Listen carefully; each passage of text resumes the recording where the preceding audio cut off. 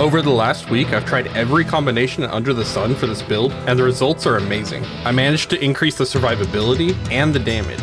My Atlas is fully upgraded, and I've still been one-shotting tier 15 bosses. And even in the most juiced maps, where the mobs are level 82, which is the highest you can go, I'm still killing the bosses within seconds. Not only that, but I've killed the pinnacle content with no problem. And if you're looking for good AoE clear, we're using Lightning Spear to great effect with very little investment. And it's wiping out entire maps. The setup doesn't require Kitoko's gloves, cast on critical, or any other utility in order to get our frenzy charges. So sit back, cast your lightning bolt, and melt bosses with primal strikes. If you enjoy my content, don't forget to subscribe, because I only upload videos when I think I have valuable content for you. And feel free to drop a like and a comment. But with that out of the way, let's get into the details. So first off, here's my stats currently. I'm going to put up a comparison from my previous video on the screen so you can see just how far we've come. And here's the same thing with the damage. And actually, I should probably note that this damage number here is much lower than it could be. When I was using a rare spear, I had over 200,000 DPS before making this video. But I decided to go with Tangle Tongue because it's the most power you can get with the least investment. Only truly the best spears in the game are going to be able to out DPS this. Now, it's important to note that this far into the league, my gear is getting somewhat pricey. I've got a 2 or 3 div weapon, 2 div gloves. All of my rares are at least 1 div, but I've crafted them, so they're probably worth quite a bit more now, especially with how prices increased during the league. And I've still got a fairly cheap ingenuity, but you're looking at least 1 div for almost all of my items. Now, don't let that scare you away, because you can manage to put this build together for way less. I guarantee that if you invest 5 exalts into every single item in your build, you're going to be able to pull this off with no problem. Even some of these items that may be more expensive for the lower end, you can easily wear a cheap rare equivalent until you get enough money for these. But I'll talk about that more in detail here in a little bit. So let me show you how the build works. Well, let's grab this tier 16 map that gives monsters 74% more life, just so you can see how good our damage actually is. And it looks like I don't have a +1 in range, so we're going to go with a level 81 map, which is 1 away from the maximum, but it's also corrupted and has a boss in it, not to mention a couple mechanics. So the first thing you need to know is that you're going to be casting Lightning Spear, and Lightning Spear is going to be doing the bulk of our damage to AoE. And this does a lot more damage in 2 cases. One, when you move around from Volt, and the other thing that buffs it a lot is getting frenzy charges, which you could do with Sniper's Mark, but I actually don't even use Sniper's Mark most of the time. Instead, what I've got is my Herald of Thunder with Neural Overload and Electrocute. And this actually does the job surprisingly well. So let's go through and see what happens.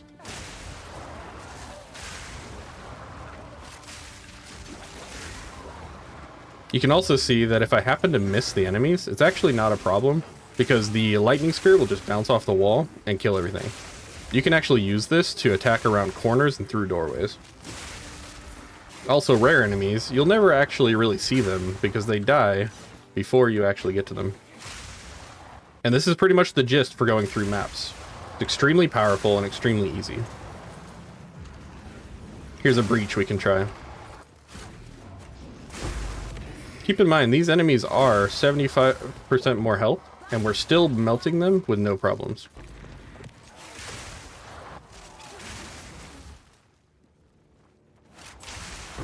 And remember, the more you walk before you throw your Lightning Spear, the more damage you're actually going to do. Oh, hey, we got the spear we needed. And this doesn't have any way to generate frenzy charges that requires extra spirit or any extra unique items, which means you're free to do more for damage.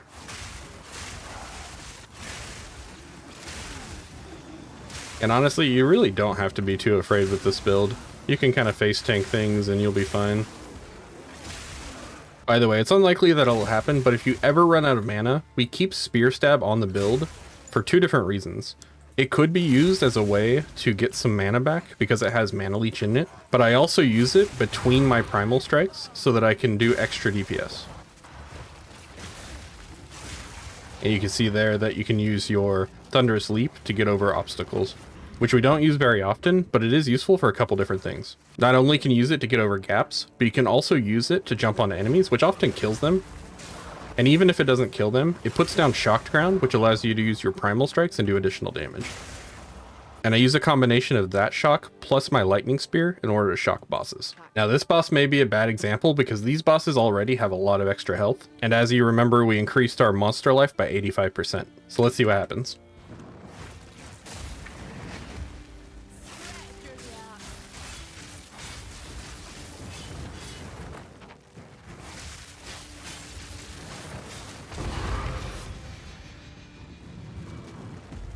So I goofed up a bit at the beginning there, but you can still see that it's pretty good damage. Because this is a level 81 map, my Atlas is completely maxed out.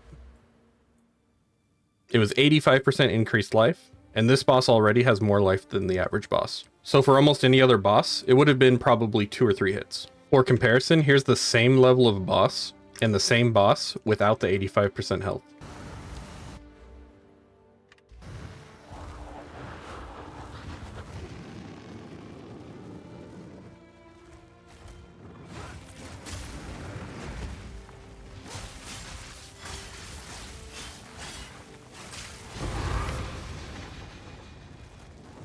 Still managed to mess up my combo a bit, but you can see the difference. And just so you understand how the Primal Strikes combo works, Primal Strikes works whenever the enemy is shocked. Our goal is to hit with Spirits, which does way more damage than the Final Strike or the normal strikes. And Spirits only works for the first 2 hits against shocked enemies. So we leap onto enemies, and that will create shocked ground, or we use our Lightning Spear, which is almost guaranteed to shock.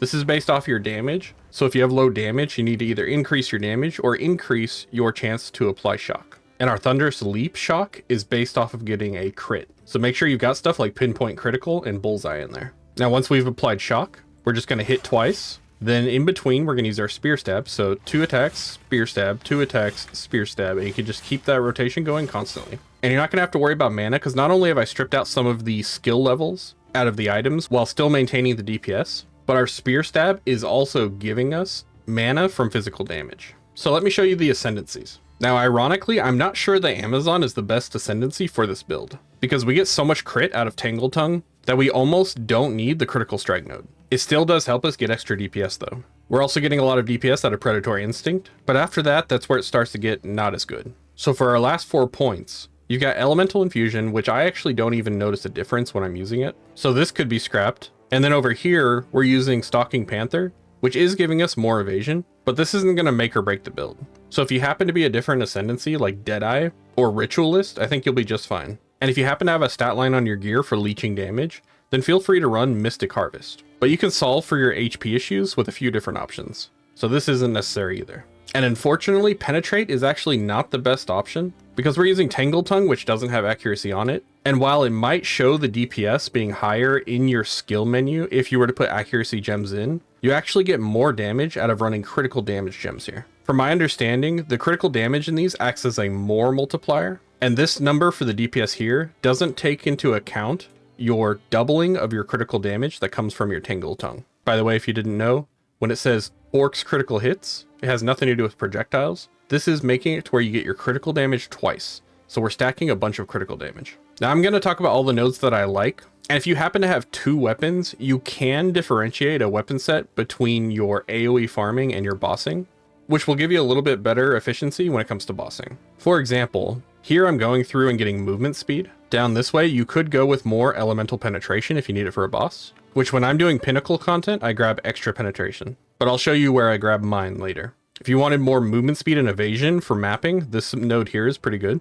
Early on, if you need more critical strike chance, there is this node down here. And this is also close to another node that'll help you meet your stat requirements if you need them. This spot also has nearby elemental penetration, but I would realistically only come down here if you're trying to get to the glancing blows for the block build. But I'm not running block in this one, so I'm gonna skip that. These spear nodes are extremely juicy, so you want to get these as soon as possible. We're getting extra damage from Herald of Thunder, more critical strike and critical damage, even more critical damage. And remember, we get double the benefit of critical damage, so you want to get as much as possible. We're getting some lightning penetration and extra damage here. Lots more critical strike and critical damage, as well as some extra damage. A ton more critical strike chance. And actually, if your weapon's good enough, you could probably save yourself some of these nodes. Moving up this way, we're getting this for the intelligence that works for our gloves, as well as extra energy shield. And this is actually quite a bit of energy shield. You'll notice I have an extra point here into intelligence that I shouldn't have to have, but it's giving me extra damage because it meets the 20 intelligence breakpoint for the gloves. And then all the way at the top here, we're getting extra lightning damage based on our intelligence. And obviously this is more effective the later into the game and the more optimized your gear gets.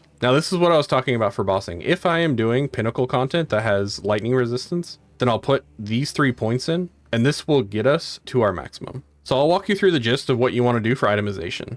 For your weapon, like I said, go for a cheap Tangle Tongue. I'm sure you can get a 15% crit chance for very cheap. If you can't for whatever reason, go for a spear with a lot of accuracy and go for the Penetrate Ascendancy node. That's going to be your best bet for early damage. Highly recommend Glass Spears if you're using a rare, because they have much higher base crit. Again, if you can't afford Hand of Wisdom in action, or maybe you just really need defensive lines, then go for a rare pair that has increased physical damage to attacks or lightning damage to attacks. Some other notables here are critical damage, attack speed, life, accuracy, or any other defensive stats. But realistically, if you go for the damage lines and maybe your most important resists, you should be fine. Oh, and don't forget ranks to melee skills. For your rings, focus on getting physical damage and lightning damage to attacks, as well as any defensive stats you need. And by the way, attributes are going to be very important in this build, especially once you have your Hand of Wisdom in action. But even before that, you're going to be a little bit short on attributes. So try and get at least one dex or all attribute or intelligence line on any item you get, if you can. If you're in a situation where you don't have enough stats, you can always go for these nodes like enhanced reflexes, proficiency, and even over here towards Falcon Technique, you're going to get extra dex and get some benefit from that dex. Max life is valuable anywhere you can get it. The helmet's going to be one of the easiest ways to get a bunch of flat accuracy, but you can also get critical strike chance. So this is very valuable, but it's also one of the cheapest items because most people wear unique helmets. Now, because of our Ascendancy node, our evasion on our chest piece is cut in half. So you're going to want to run as much energy shield as possible on your chest. Extra spirit's going to do you a lot of good, but I actually have 24 extra spirit right now that I haven't located, and vitality and precision are not even required. So do your best to get spirit, but don't stress if you can't. The only thing that's absolutely required is the combat frenzy, but the Wind Dancer and Ghost Dance are very nice defensively. For our amulet, you're going to want to get levels to melee skills, but good alternatives are critical strike and critical damage, and then any defensive stats. Again, this is another spot you can get additional spirit, and we're anointing Barbaric Strength. This is giving us 45% critical damage and 10 extra strength, which helps us meet our stat requirements. For your belt, you can either go with Ingenuity and keep it simple, or if you can't afford it, just go for any belt that has multiple charm slots and defensive stats like life, chaos resist, or any elemental resist. It's not even bad to get a little bit of armor here. And for your boots, focus on getting max movement speed, which is going to be 35% in the higher levels. But this is also one of the few places where you can really get a lot of evasion to try and stack your evasion from that doubling node. But my boots are actually pretty low.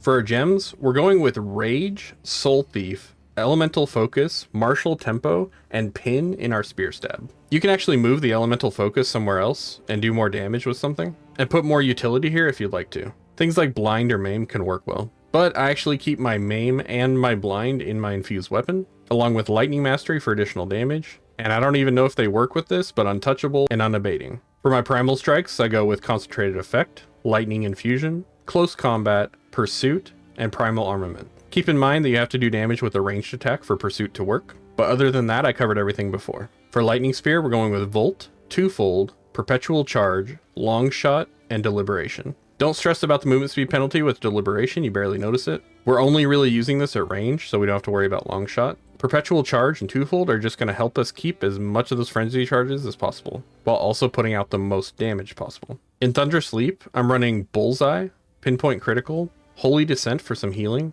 Shocking Leap for that shocked ground, and Hit and Run, which will make us do this way faster. But keep in mind you have to move a little bit, because after you use the jump, you'll see that it darkens at the bottom and you have to move slightly and then use it again. So if you're trying to leap around back to back to back, you're going to get yourself killed. But I prefer this because I don't actually use it that often, and it speeds it up by a lot when I do. Also, instead of Bullseye, you can use Inevitable Critical if you need it, but my critical strike chance is so high that it doesn't actually matter. If you're struggling with frenzy charges, I recommend running Sniper's Mark. I keep it on just in case, but I haven't actually needed it lately. But you can run Ingenuity in it with Overabundance and Persistence. And if you don't know how it works, you're going to cast it onto an enemy, and then you're just going to attack them, and when you get a critical hit, you're also getting a frenzy charge. And this is going to be most useful on maps that have elemental ailment threshold increases. For Herald of Thunder, I'm running Innervate, Magnified Effect, Neural Overload, and Electrocute. In Combat Frenzy, I'm running Perfusion. In Ghost Dance, I'm running Fast Forward. And in Wind Dancer, I'm running Reach, which is for the Wind Dancer itself, although it doesn't really matter, and Precision and Vitality. If you have leftover spirit, you can run things like Cannibalism, or any other gem that you find useful. For example, you can use one that gives you mana regeneration. I don't think the charms are too important in this build, but I do run a Stone Charm to prevent myself from getting stunned. If I had another slot, I'd probably go for Freeze Prevention, but I do have reduced freeze duration on my boots. And realistically, I just care about the magic find here. For your runes, throw in whatever you need to meet your resistance requirements. And anything left over can go into stuff like your chest piece in order to give you more energy shield. Oh, and by the way, I forgot to talk about the focus. So from the previous build, I went from a shield to a focus. The reason for this is because the focus has a stat line that can go up to like 110% lightning damage, while also giving you a bunch more energy shield and energy shield recharge rate, and defensive lines like your resistances. So this is very good defensively, and it's maintaining a lot of that damage that you lose by removing the shield. So highly recommend. Just for comparison, my energy shield with the focus is 2165, and without is 1470. So that's quite a bit. One more thing I forgot to note in the passive tree is these nodes right here are extremely efficient for this build. You're getting 12% evasion rating and 12% maximum energy shield. So if you ever feel like you're not tanky enough, put these points in here. You can even go for these on this side, which are not as good, but still pretty good, because you're getting evasion rating and you're getting recharge rate. But these ones on this side are extremely efficient.